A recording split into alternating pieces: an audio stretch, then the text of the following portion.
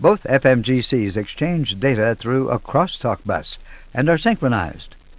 The FMGC which drives the synchronization is called master. The master FMGC is automatically determined by the engagement status of the autopilot flight director. If autopilot 1 is on, FMGC 1 is master. If autopilot 2 is on, FMGC 2 is master.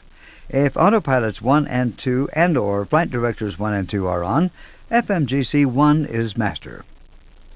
The autothrottle is driven by the master FMGC. When both FMGCs crosstalk, they are in dual mode of operation. Note, when flight directors 1 and 2 are on, each FMGC drives its flight director and FMA on its on-side PFD.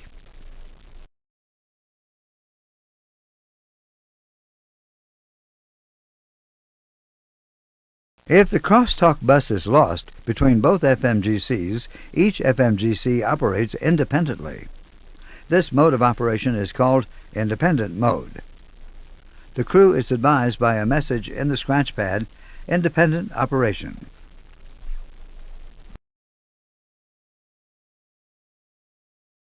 In the independent mode, each FMGC drives its own flight guidance, autopilot flight director, its own EPIS, PFD, ND, and its own MCDU.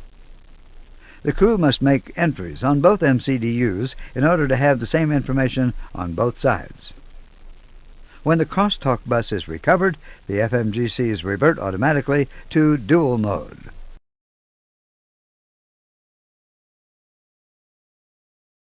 Single mode operation occurs when one FMGC fails.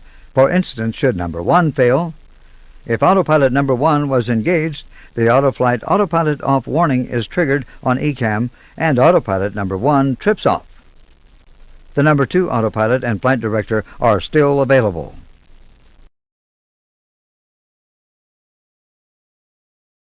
MCDU number 1 now becomes a repeater of number 2. A message opposite FMGC in process appears in the scratch pad.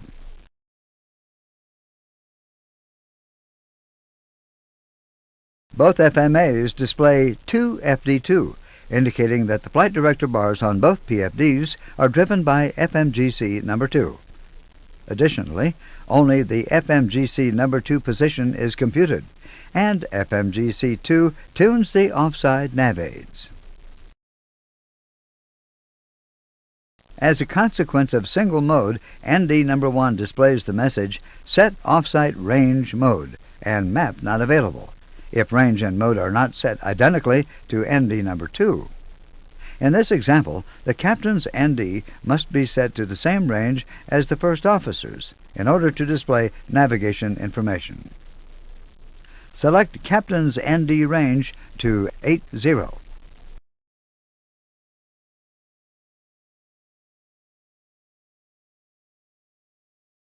The captain's ND, while now displaying navigation information, is in reality acting as a repeater of FMGC number 2. Any changes to range or mode on number 2 ND will have to be accompanied by the same changes to ND number 1.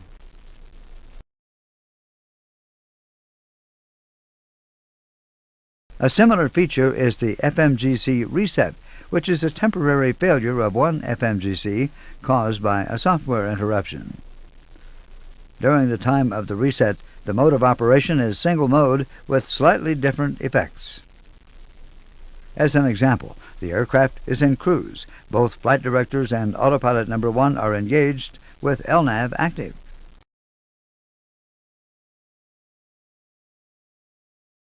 First, autopilot number 1 trips off.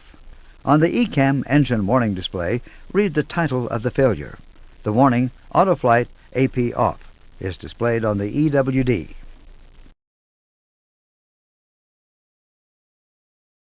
Also note that since the aircraft was in managed LNAV, the flight director has reverted to heading vertical speed basic modes.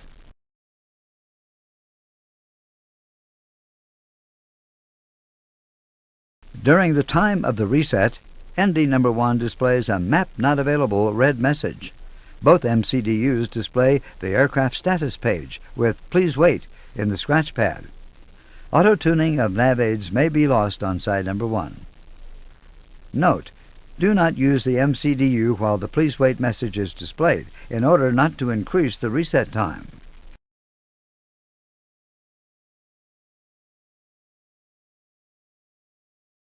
The reset is usually over after a few seconds, and all functions are recovered. This is indicated by the disappearance of the please wait and the map not available messages. Secondary actions include checking the flight plan and the tuned nav aids.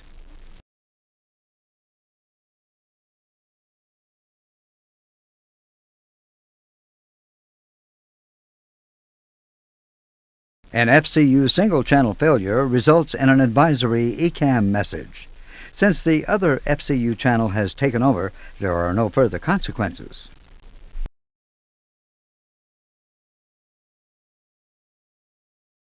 The only action required is to cross-check the altimeter reference between both PFDs, both EFIS control panels, and the standby altimeter, since the barrel reference on both PFDs is now driven by FCU number 2.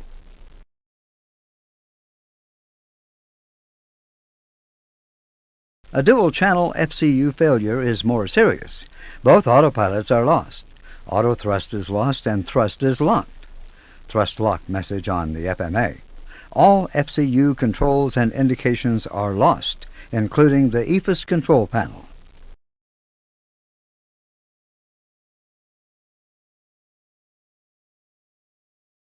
The Autoflight thrust lock message is triggered every 5 seconds.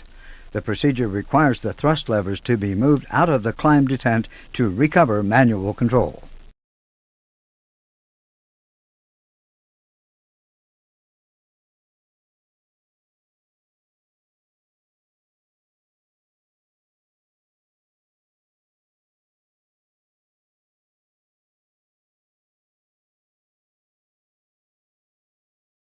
Note on the PFD that all targets, speed, heading, altitude are lost, and red flags are displayed. Altitude alert is lost. Barrel reference changes to 1013 QNH. FPV is displayed. FMA indications are lost. ILS deviation scales are displayed. Mach number indication is lost.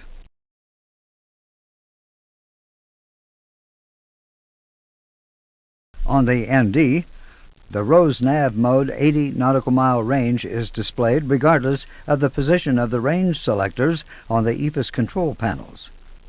Needle 1 VOR ADF is related to VOR 1. Needle 2 VOR ADF is related to ADF 1. Weather radar image is lost. A red weather range message.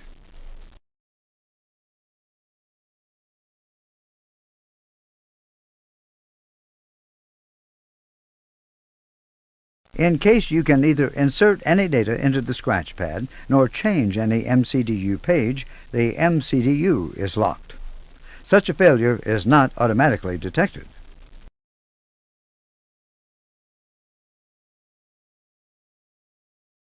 In order to unlock the MCDU, you will have to reset a circuit breaker, CB.